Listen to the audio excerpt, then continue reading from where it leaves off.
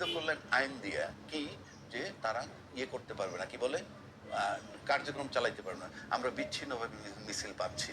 তাহলে কি সেই গণভোটের হায়ের ভিতরে না, নায়ের ভিতরে হা, সেই রকম আইন যে যে বিচ্ছিন্নভাবে করতেছে, মানে বিভিন্ন জায়গায় খণ্ড খণ্ড মিছিল হচ্ছে, এবং আমরা যেভাবে দেখতেছি আওয়ামী লীগ, আমি আমি আওয়ামী লীগ ফেরত আসুক কি না আসুক সেটা আমার বিষয় না, বিএনপি থাকুক কি না থাকুক সেটাও আমার বিষয় না।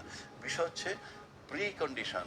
আপনি যদি দেশটাকে, নিজেকে প্রমাণ করতে পারেন যে আপনি দেশকে ভালোবাসেন, তাহলে আপনার চেয়ে শক্তিশালী কেউ নাই।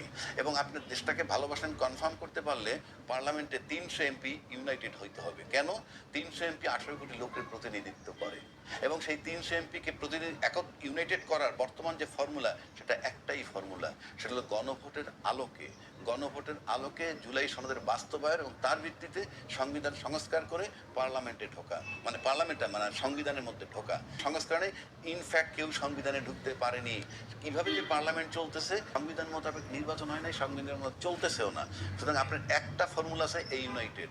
এই ইউনাইটেড হইতে পারলে আপনি মজবুত হতে পারেন, সরকার হিসেবে শক্তিশালী হইতে পারেন।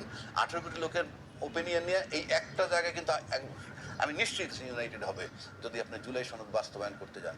সেক্ষেত্রে আপনি চায়না, ভারত এবং আমেরিকা, 3টা দেশের জন্য আপনি অথরিটি, নয়তো আপনি অথরিটি হতে পারবেন না, আপনার জন্য ঝুঁকি। আপনার দীর্ঘ